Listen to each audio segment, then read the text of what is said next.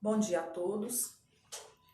Meu nome é Érica Morreale, sou presidente do Conselho de Relações do Trabalho aqui da FIENG e presido aí as negociações de metalúrgicos aqui do estado também. Hoje nós estamos aqui para debater um pouco mais, dando continuidade aí à última live, né, na semana, no dia especificamente no dia 1º de abril, nós falamos bastante sobre os impactos trabalhistas nesse cenário da pandemia do coronavírus.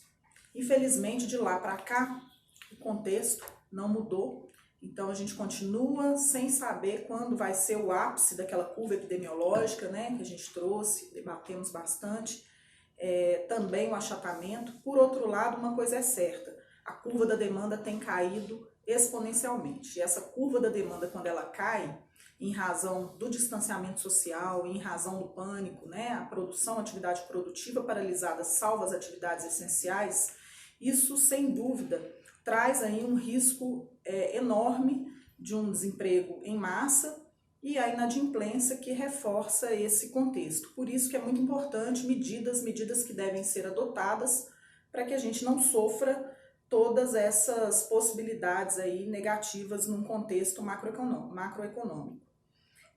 Se não tem a demanda, não tem produção e não tem como manter os contratos de trabalho. Então, esse é o objeto cerne aí das questões, sobre isso que a gente vai falar. E até quando que isso vai se perdurar e como fazer para sair um pouco mais ileso aí dessa situação, mantendo a sobrevivência das empresas e com essa conotação de manutenção dos empregos, né? Manutenção do vínculo empregatício. Então, voltando aqui na última live, a gente aprofundou bastante na MP 927, que trouxe inúmeras ferramentas para a gestão aí dos contratos de trabalho nesse momento. Trouxemos aí a possibilidade de uma nova medida provisória, e essa medida provisória ela foi editada, é a 936, que traz dentro do seu bojo mais 2 institutos que são essenciais para que as empresas possam gerenciar bem o seu quadro de empregados sem tanto sacrifício, né? Pensando na sua própria sobrevivência, na sobrevivência da atividade econômica e também na sobrevivência e na manutenção dos empregos com a garantia de renda para as famílias dos trabalhadores. Juntando as ferramentas que a gente trouxe aí na última semana, né, que são previstas na MP 927, vou citar a título de exemplo, o teletrabalho, o banco de horas prorrogado, né, sem as formalidades que a priori aí são ventiladas na legislação de origem. Tem também a flexibilidade nas férias individuais, nas férias coletivas. Eu vou aprofundar aqui em mais 2, que especificamente a redução de jornada com redução de salário e a suspensão dos contratos de trabalho. Mas antes disso, volto a trazer a reflexão sobre o planejamento estratégico das relações de trabalho. Então, a gente pega todas essas ferramentas e analisa ela dentro de um contexto maior, porque uma ferramenta ela não é a mais adequada de forma unânime para todas as empresas, para todos os setores. A gente precisa de fazer um estudo da atividade econômica, um estudo da especificidade da empresa e também dentro da própria empresa dos respectivos setores, porque a melhor ferramenta não é a mesma para todos os empregados e todos os momentos e todo o período, né, da calamidade pública. Lembrando que a calamidade pública ela foi decretada por um decreto federal e se perfaz até o dia 31 de dezembro de 2020. A princípio, a calamidade pública ela foi decretada para esse período.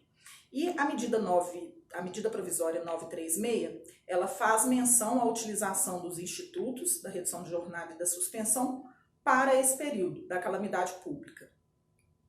Bom, então, focando aqui na MP 936, ela trata essencialmente de um programa emergencial de manutenção do emprego e renda e traz aí o benefício emergencial de preservação do emprego e da renda. Essa é a essência. Para quem que ela é aplicada? ela é aplicada para os empregadores em geral e são excluídos da medida provisória os órgãos da administração pública direta e indireta, as empresas públicas, sociedades de economia mista, inclusive subsidiárias, e os organismos internacionais. Ademais, ela é válida para todos os empregadores. Bom, falando especificamente da redução de jornada com redução de salários. Pode ser utilizada a redução de jornada com redução de salário em 3 frações, tá? Em 3 percentuais. E a medida provisória fala em exclusivamente, ela traz essa palavra. E quais são os percentuais? 25%, 50% e 70%. E aí, o governo ele vai pagar um benefício aos empregados que sofrerem aí a redução de jornada durante todo o estado de calamidade pública, relembrando aqui que ele foi decretado de 20 de março até 31 de dezembro, e a duração máxima da redução de jornada e redução de salários é de até 90 dias. Não pode ser fracionada, está expresso na MP, então contratou lá a redução de jornada e a redução de salário, a princípio 90 dias, o que pode interromper antes, mas depois não retorna. Precisa de ter um acordo individual, tem as modalidades acordo individual e negociação coletiva. Eu vou falar mais adiante os critérios, mas em se tratando de acordo individual, tem um prazo a ser observado, que são de 2 dias, que a empresa tem para comunicar ao seu empregado. Então ela comunica com 2 dias de antecedência. E tem uma outra obrigatoriedade, que é comunicar ao sindicato laboral. E o prazo para comunicar ao sindicato laboral é de até 10 dias a contar da assinatura do acordo. Mas assinou com o empregado o acordo individual, a empresa também precisa de mandar os dados para o governo, tem um sistema próprio que o governo disponibilizou e aí envia esses dados. A partir desse envio, em 30 dias o governo vai acreditar a parte do benefício que ele vai conceder para o seu empregado. O valor da ajuda compensatória, caso exista, né, ajuda compensatória, eu vou explicar por que caso, porque tem grupo de empresa que não há essa obrigatoriedade, seja na suspensão do contrato. E aí a redução, ela cessa em 3 hipóteses, a redução de jornada. Como é que ela se extingue? No prazo previsto no acordo, se tudo ocorreu bem, né, bem como planejado, ela estipulou lá por até 90 dias, então extinguiu o prazo, não pode renovar, e aí se extingue o contrato de redução de jornada e de salário. Se extingue também no prazo de 2 dias, caso o empregador opte por reduzir antecipadamente. Então, algo de positivo, por exemplo, aconteceu, não precisa mais, né, veio a retomada da atividade produtiva, precisa distinguir com certa antecedência, é possível? Sim, mas tem que comunicar ao trabalhador com 2 dias de antecedência e também pelo fim do estado de calamidade. Agora falando um pouco mais dos percentuais e como isso se aplica e como se negocia, né, de forma individual ou coletiva, a medida provisória ela trouxe 3 faixas salariais. São elas, a primeira faixa, todos os empregados que ganham menos do que R$ 3.135, que significa 3 salários mínimos, então, abaixo de R$ 3.135. A segunda faixa salarial, para poder ficar bem claro, é acima do 3.135 e abaixo de R$ 12.202,12. Por que esse 12.202,12? Porque quem ganha acima de 12.202,12, que é a terceira faixa, ele é considerado um trabalhador hipersuficiente. Esse conceito foi trazido pela reforma trabalhista em 2017. É o trabalhador que ganha igual ou superior a 2 vezes o teto do INSS, que dá exatamente esse valor, 12.202,12, e que possui curso superior. Então, a lei trabalhista hoje entende, né, interpreta que este trabalhador, ele consegue ter anuência aí para todos os seus atos. Portanto, tudo aquilo que ele deliberar, ele tem validade jurídica. E ele não é considerado como hipossuficiente, aquele trabalhador que de fato precisa aí de uma intervenção eventual, né, com princípios protetivos do direito do trabalho. Então, por isso, essa segregação. Portanto, são 3 faixas. Quem ganha abaixo de 3.135, quem ganha acima de 12.202,12 e quem está na faixa do meio. Por que é importante entender as faixas? Porque a natureza da contratação vai variar em razão desse salário. Portanto, quem ganha abaixo de 3.135 e acima de 12.202,12 pode fazer a redução de jornada com redução de salário por meio de acordo individual ou negociação coletiva, seja no percentual de 25%, de 50% e de 70%. Agora, quem ganha acima de 3.135 e abaixo de 12.202, só vale o acordo individual para redução de 25%. Para redução de 50% ou de 70%, somente mediante a negociação coletiva. Em relação ao pagamento do empregado, existe uma obrigatoriedade do pagamento do salário proporcional à jornada que for trabalhada. Portanto, se o empregado ele teve a redução de 25% e vai trabalhar 75% da jornada, o empregador ele é obrigado a pagar 75% do salário e assim sucessivamente para os demais percentuais. E o que é facultativo? É facultativo ao empregador pagar uma ajuda compensatória para esse empregado, mediante acordo individual ou acordo ou convenção coletiva. E dessa ajuda compensatória não há natureza salarial. Essa eventual ajuda compensatória não há incidência de nenhum encargo ou tributo, inclusive imposto de renda para pessoa física, e pode também ser deduzido do lucro líquido da empresa. Se já há uma negociação coletiva estabelecida anterior à vigência da MP, traz também uma previsão legal de que é possível conjugar os instrumentos. Então, tem lá um outro acordo coletivo de redução de jornada com redução de salário que não há a contrapartida do governo naquele percentual. É possível adequar? É possível adequar, mas aí a empresa precisa de procurar o sindicato de trabalhadores e buscar uma negociação coletiva complementar, né, um aditivo a essa negociação, para que cumpra aí os requisitos formais e ela possa fazer o envio das comunicações ao governo federal para que ele arque com parte do benefício. E como é que é esse benefício do governo? Bom, esse benefício ele vai levar em consideração sempre o valor do seguro-desemprego que o trabalhador faria jus se ele estivesse utilizando o seguro-desemprego. E nós sabemos que o valor máximo teto do seguro-desemprego é de R$ 1.813. Então, pelo percentual proporcional que o empregado teve de redução da jornada e da redução do salário, nesse mesmo percentual vai aplicar a tabela do seguro-desemprego e é esse valor que o governo vai complementar. E sobre esse benefício, deve-se fazer então uma comunicação, né, ao sistema do governo no prazo de 10 dias da celebração do acordo, individual ou coletivo. E a data do início do benefício vai ser de acordo com o comunicado, né, se comunicado no prazo legal, considerando a primeira parcela 30 dias após da celebração do acordo. E quem não recebe, quem está impossibilitado de fazer jus desse benefício? Todo trabalhador que já recebe benefício da Previdência Social não pode receber, exceto duas situações: se ele recebe pensão por morte ou auxílio acidente.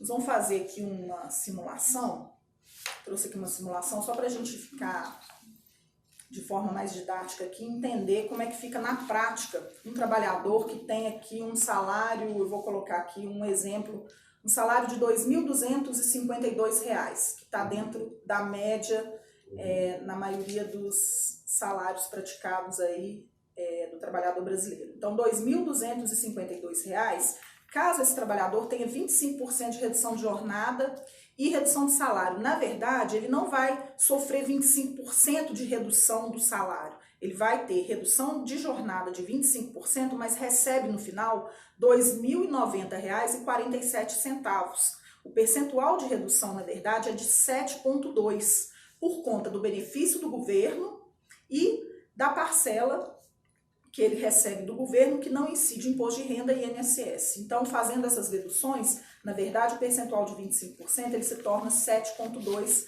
para esse salário. Ah, mas e se a redução for de 50%? Se a redução for de 50%, nesse mesmo salário de R$ 2.252, o empregado recebe R$ 1.928,94. E a redução, na verdade, que que vai recair para ele em termos salariais é de 14,3%. A empresa, nesse caso, pagaria R$ 1.126 e o governo federal R$ 802,94. Portanto, a redução também não é de 50% e sim de 14,3%. E se a redução for de 70% para esse trabalhador que ganha R$ 2.252? Bom, ele vai deixar de trabalhar 70% da jornada, mas no final ele vai receber R$ 1.799,72. O percentual, então, de redução não vai ser de 70% líquido, na verdade, vai ser de 20,1%. A empresa continua arcando aí com R$ 675,60, 30% desse salário, e o governo com R$ 1.124,12.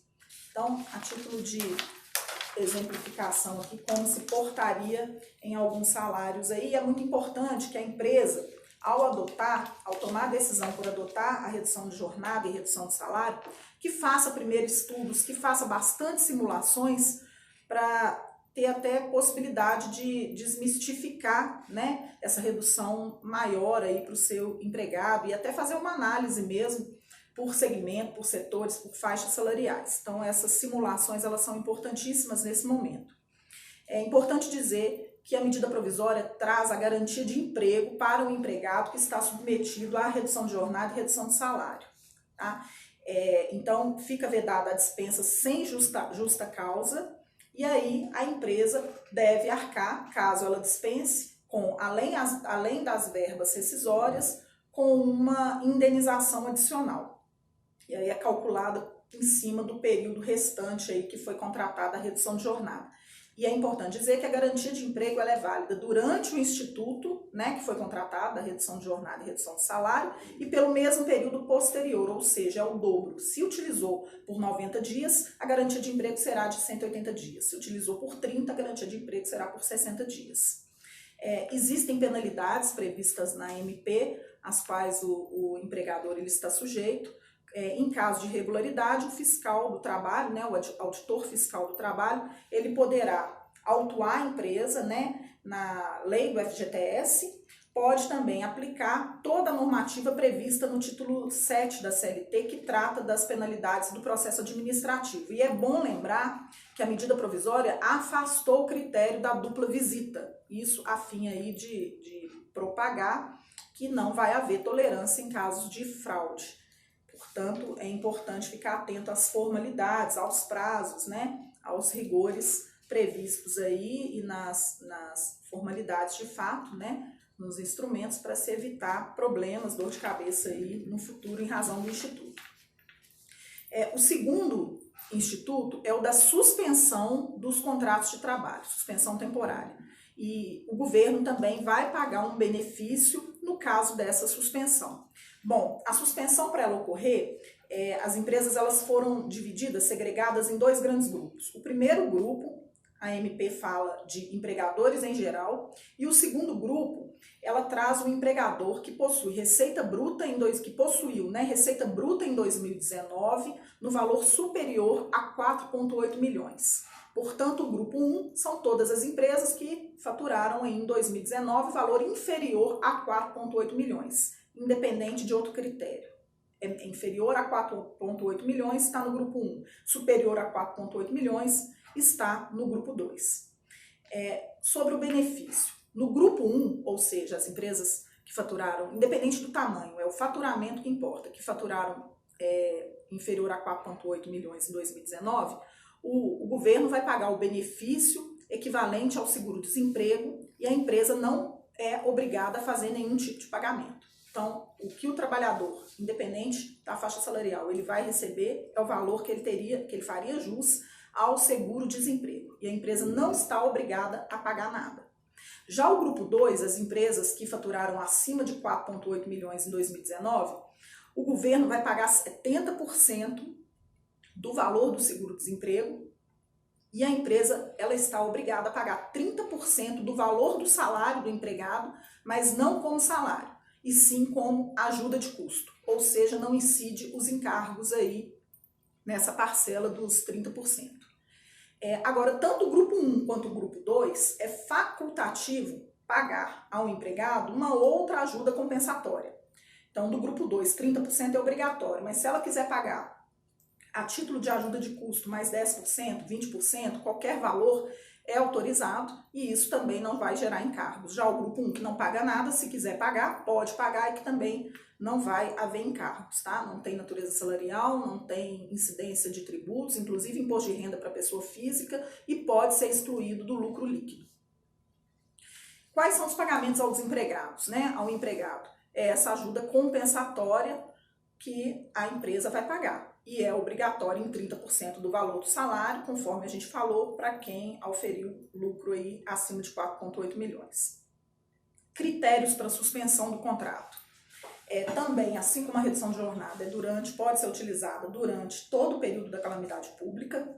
Faço uma ressalva, porque a calamidade pública está decretada até 31 de dezembro. Porém, nada impede do governo federal, se tudo corre bem, e a gente torce para isso, né, que a calamidade ela se extingua num prazo reduzido. Então, o governo federal pode editar um novo decreto, né, de que a pandemia se encerrou em outubro, novembro? Pode. E a empresa vai perder a chance de usar até 31 de dezembro. Então, só um pouco de atenção a isso, porque o vínculo é da decretação da calamidade pública.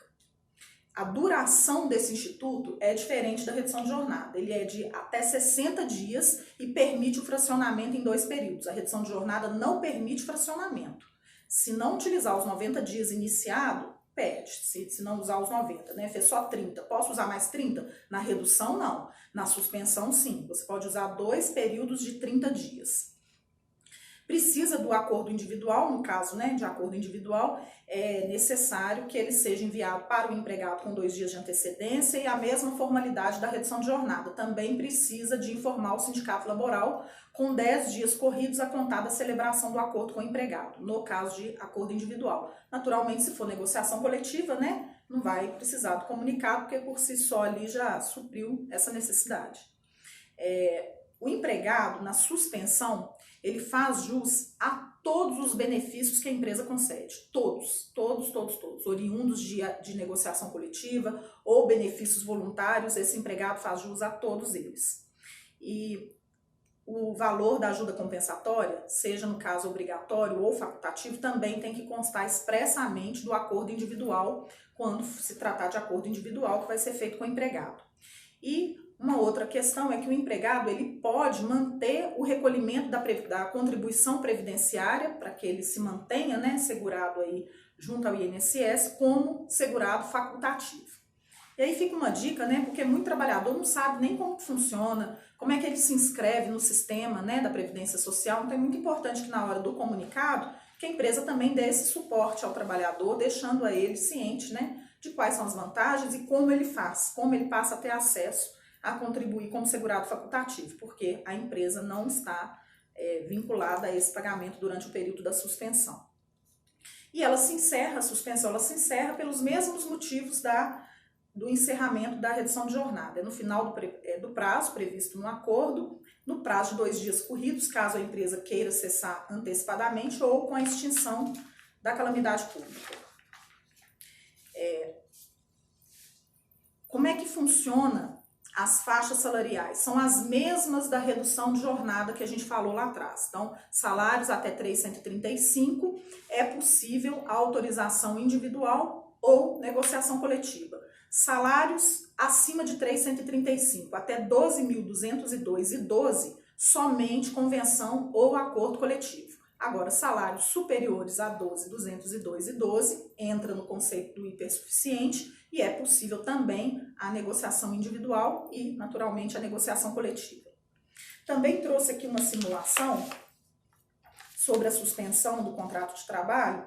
Vou utilizar o mesmo exemplo do mesmo salário, R$ 2.252. Um trabalhador que ganha R$ 2.252 e ele faz parte do grupo 1 de uma empresa que teve a receita bruta inferior a 4,8 milhões. Ele vai ter a suspensão, não vai trabalhar e vai receber líquido R$ 1.605,89. Ou seja, ele recebe 71,3% do valor do salário dele sem trabalhar. E quem vai pagar esse benefício é o governo. É proporcional aí ao valor do seguro, exatamente o valor que ele faria jus no caso de recebimento do seguro-desemprego. Já um empregado que ganha esse mesmo valor, R$ 2.252, mas ele trabalha numa empresa que oferiu receita bruta superior a 4,8 milhões, portanto está no grupo 2. Ele receberia R$ 1.799,72, sendo que a empresa pagaria R$ 675,60 a título de ajuda de custo, não como salário, e o governo pagaria R$ 1.124,12. Então, esse é um segundo exemplo aqui para clarear como é que funciona a suspensão. Também é muito importante fazer as simulações, sobretudo no momento de comunicar o empregado, para ele ter bastante segurança sobre o que ele vai receber. Tá chegando algumas perguntas aqui, mas acho que a minha sugestão é só a gente finalizar, porque agora resta dizer que eles podem ser conjugados, esses benefícios, tá? Os demais requisitos são bem parecidos com o da redução de jornada, mas são perguntas muito recorrentes acerca da utilização dos dois mecanismos em relação ao mesmo empregado. É possível utilizar? É possível sim, agora tem que respeitar as regras. A redução de jornada é até 90 dias, a suspensão ela é por 60 dias, com fracionamento, e a redução é 90 dias sem fracionamento. Então, tem que levar em conta na hora de fazer essa simulação em relação ao mesmo empregado. Pode fazer as duas utilizações de forma bastante flexível, desde que respeite esses requisitos. Pode utilizar de forma distinta para distintos empregados, para distintos setores. Pode usar em lapsos temporais diferentes, pode. Isso tudo conjugado com as outras ferramentas, naturalmente, para poder ter aí uma melhor utilização e eficiência de todas que estão disponíveis. Outras disposições que são trazidas aí na MP 936, só para encerrar essa exposição, sobre as formalidades nas assembleias sindicais, né, as negociações coletivas. Há uma flexibilidade, todos os prazos aí foram reduzidos à metade e é permitida a utilização de meios eletrônicos. A medida provisória ela é passível de aplicação para os aprendizes e para os trabalhadores que estão submetidos à jornada em tempo parcial. Trabalhador intermitente também há a previsão e o benefício seria um pagamento de R$ 600 por até 3 meses por parte do governo. Lembrando que essas medidas trabalhistas, elas vieram em tempos de crise, né? E aí muito se discute sobre a segurança jurídica delas. É possível, né? Nós tivemos aí uma liminar, nós vamos debater aqui sobre a decisão do Supremo Tribunal Federal que foi proferida aí há 2 dias acerca dessa matéria. Existe um julgamento previsto que vai ser apreciada aí a matéria como um todo, a questão dos acordos individuais, se há ou não há essa robustez. O que a própria decisão traz é a questão do comunicado ao sindicato laboral, que ele tem que gerar aí algum tipo de efeito e abrir, se for o caso, negociação coletiva, mas isso já está previsto na medida provisória. Então a gente está entendendo que a aplicabilidade dela é válida, é constitucional. E a gente entende que a Constituição Federal, ela permeia, ela traz princípios, né, que são observados pela medida provisória no sentido da emergência que está instaurada no país, da calamidade pública, né? Portanto, é muito importante os princípios, observarem-se sempre os princípios da razoabilidade, da proporcionalidade, a comunicação adequada, a gente sempre fala isso, né, para os empregados, tomar cuidado também com os aspectos sindicais, com os relacionamentos, com as formalidades, com a forma de comunicar, trazendo sempre aí um bom senso, um senso de justiça, um senso de equilíbrio na utilização. Bom, agora a gente passa aqui para as perguntas. Aposentados que trabalham estão inclusos nessas medidas? Que se recebe benefício da Previdência Social, ele não vai receber o benefício do governo. Pode estar incluso, mas não recebe, salvo pensão por morte ou auxílio acidente, conforme eu falei. Caso não seja possível contato com o sindicato, como a empresa deve proceder? Bom, a medida provisória fala o seguinte, que há a obrigação de comunicar, tem que comunicar pelos meios legais de comunicação que você já utiliza para se comunicar no dia a dia com o sindicato laboral. Está sendo muito utilizado nesse momento da pandemia, né, os meios eletrônicos. Então, a minha sugestão faça o envio da comunicação com aquele aviso de recebimento, isso é importante, e o prazo é de 10 dias. Aí a decisão do ministro Lewandowski, há 2 dias atrás, o Supremo, fala expressamente que, porque a medida provisória não traz isso, a medida provisória ela fala que é um ato de comunicação sem aguardar a devolutiva, porque você já informou ao governo, né, anteriormente, mesmo porque seu prazo está contando ali, tem 30 dias para poder ele efetuar o pagamento do benefício. Então, você comunicou o empregado, manda para o governo, depois manda para o sindicato laboral. Ah, o sindicato laboral ficou inerte. Se ele ficou inerte, a decisão do Supremo traz que isso significa anuência. Então, continua normalmente a vida com seus acordos individuais. Bom, essa interpretação, aliás, isso não depende nem de interpretação, está expresso na liminar, que no caso de o sindicato se manter omisso, né, silente, considera-se como anuência. Pessoas com 2 contratos, ambos reduzidos, serão 2 benefícios? Em relação ao mesmo empregador, ele tem 2 contratos? Para mim não ficou claro. Os benefícios devem ser mantidos, né? Porque se ela está reduzindo a jornada, tem que ser mantido o benefício na sua proporção. A regra geral é essa. Com 2 contratos com empregadores distintos, sim, tem que ser 2 benefícios, tem que ser mantido sim, assim como ele tem hoje, né? Mantém a realidade atual.